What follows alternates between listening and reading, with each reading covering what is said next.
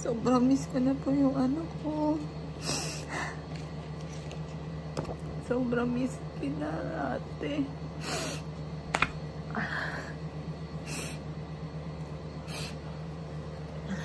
Ayoko umiyak. Pero hindi ko magawa. Ate, hug mo naman ako, ate. Pahag naman.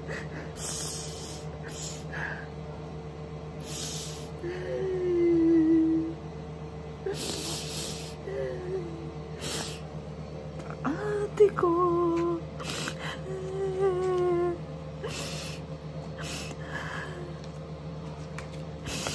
Ate. Ate ko po. Ate. Ate.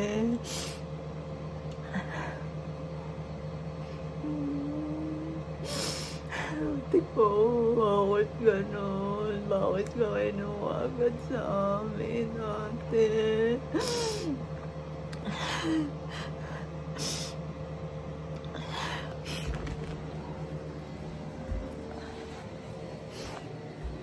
Ate.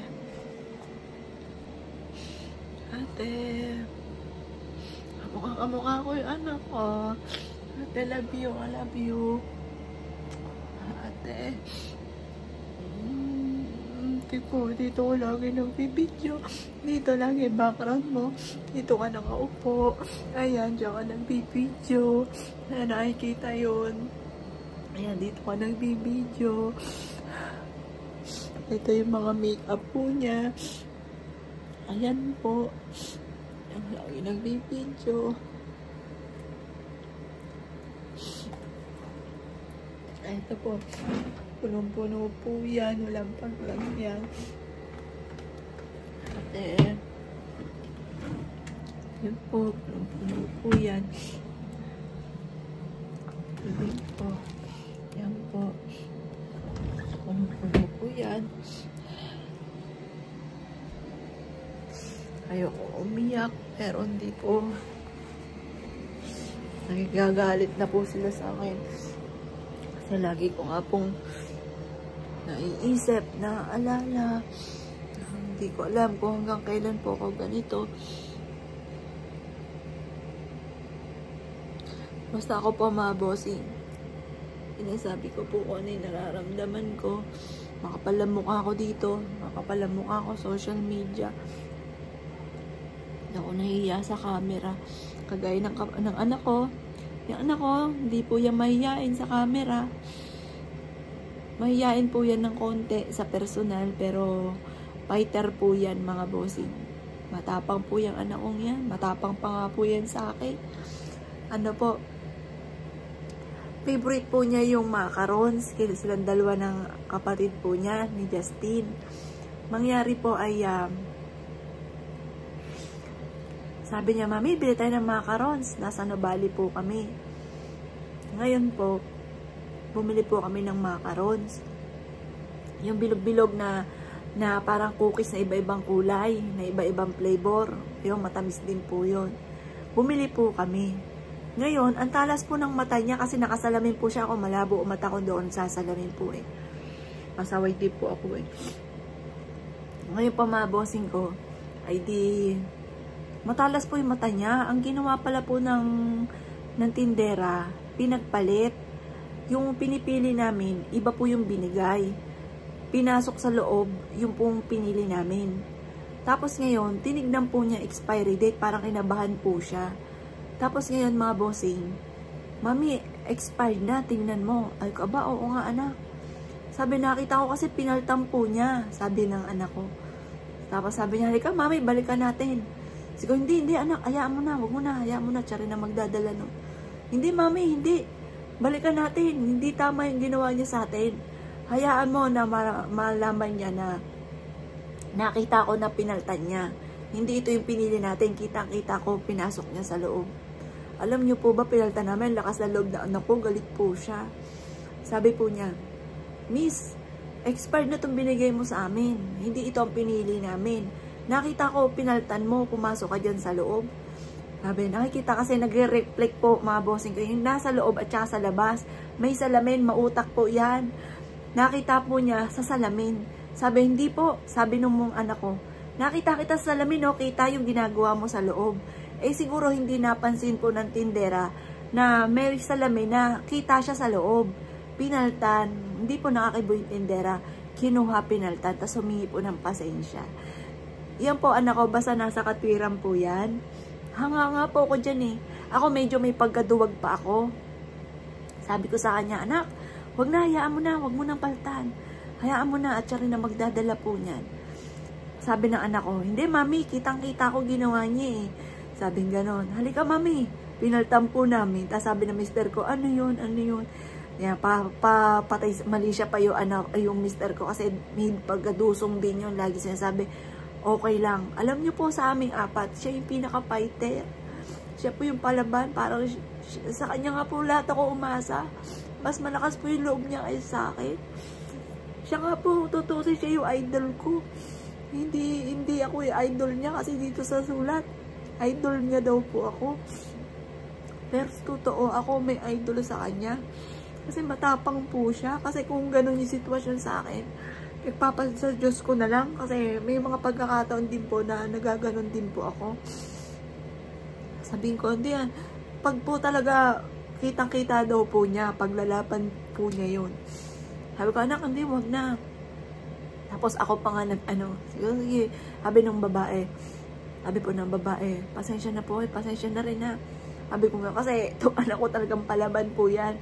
Lalo't alam po niya na nasa tama po siya. Kaya, yun po, idol ko po, yan po yung, kaya tinitraining ko na nga po yan. Sabi ko po sa kanya noon, anak, ititraining kita kasi siya, sa kanya ko nakikita na palaban po siya, pwede po siyang humawak ng negosyo kasi negosyante po yan, bata pala, nagtitinda na kung ano-ano, negosyante po yan. Kaya sa kanya ko, inaano mga bossing, alam po niya yun, tinitraining ko na po siya. Sabi ko nga sa kanya, anak, kung ayaw mo mag-aral, naka-second year college ka na naman, stop ka na, saka mo na lang ituloy kapag gusto mo na, kapag ready ka na. Kung nahihirapan ka, wag mo na pwersa yung sarili mo. Wala sa ganyan yan, nasa ano yan, sipag ng tao. Nakita ko naman, masipag ka, madiskarte ka. Sabi ko sa kanya, tinitraining ko na po yan. Kung makikita niyo pa po, inano ko mga po yan, mga bossing ko eh. Yung sa beauty product, sabi ko, anak, mahilig ka sa mga beauty product.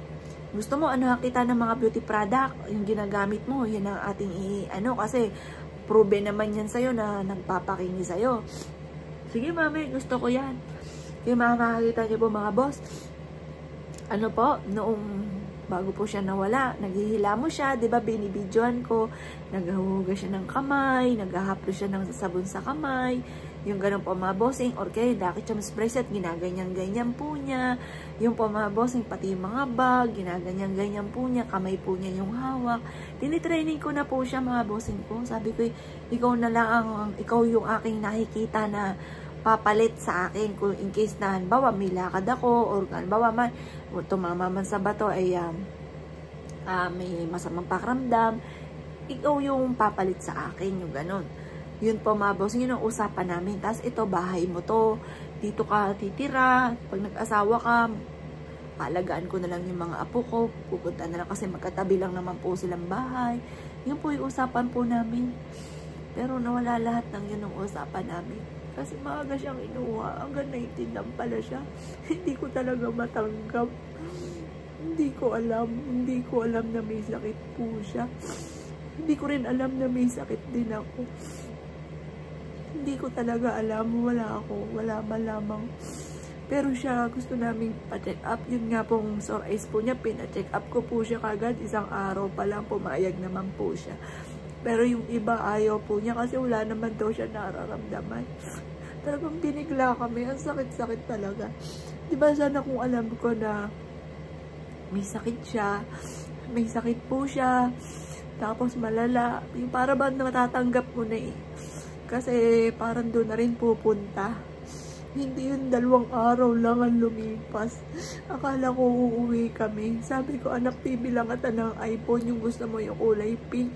Pag uwi mo, binubulong ko po sa kanya sa ospital. Hindi ko akalain 2 days lang. 2 days lang ay tinadagal po niya. Ika 3 days na 6:42 AM na wala na po siya. Sobrang sakit. Hindi ko matanggap hanggang sa ngayon.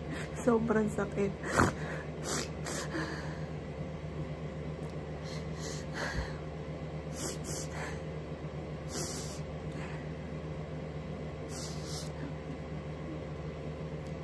Yun nga po, may gusto siyang sapatos.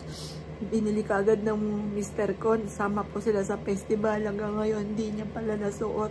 Parang 3 days lang bago siya nawala. Binili po nila sa festival. Kasi gusto daw ng anak ko. Pero yung pagkakasakit po niya, kahit sobrang pagod ko, kahit marami akong ginagawa, sabihin lang niya. Sinugod ka agad namin siya sa ospital. Kung nalaman ko lang ganyan.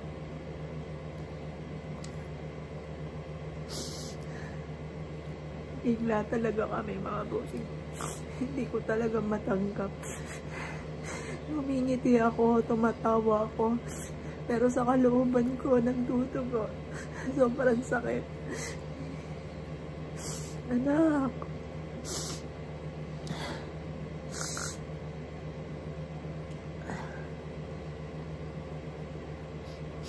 Anak, sana bumalik ka na, anak. Sana panaginip lang ang lahat na ito.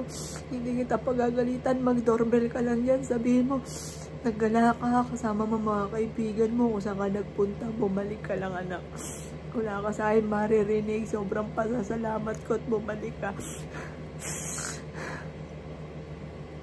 Pasensya na po mga bossing ko. Hindi ko talaga matanggap hanggang sa ngayon. Magsi 7 months na po si Joelyn sa May 28. 7 months na po siya. Talagang hindi ko matanggap. Gusto kong sumigaw ng sumigaw. Gusto kong umiyak ng umiyak. Kaso nga lang malamang bukas mataas na naman yung sugar ko mga boss. Apektado lagi kapag umiiyak ako. Mataas yung sugar ko. Bumabagsak ang BP ko po mga boss. Iniisip ko lang yung anak ko kaya hindi ako makabitiw, hindi ko maibuhos lahat talaga ko yung nasa kalooban ko dahil baka ko anong mangyari po sa akin. Gwapo ng anak kong bunso, kawawa po. Hindi ko natitignan mister kung matanda na po yun. Yung anak ko pong bunso ang aking tinitignan, kawawa naman. Ang pasensyahan nyo na mga bossing. Pero masaya ako, ayan po, bumalik na yung anak ko, nakatayo pa sa likodan ko. Anak, I love you. Tatadtadin ko ng ganyan, makikitaan nyo kung gaano ako ka-obsess sa anak ko. Tatadtadin ko yan, makagulat na lang ako. Pati kisame, may picture din po niya. Lahat po yan.